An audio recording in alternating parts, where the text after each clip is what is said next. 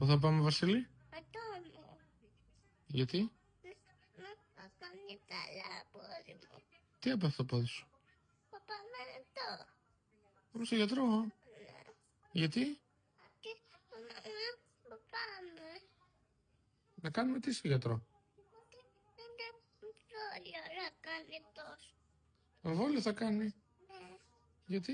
Όχι. Να κάνω πουλές. Έκανες μπουμ. Ναι. Πότε?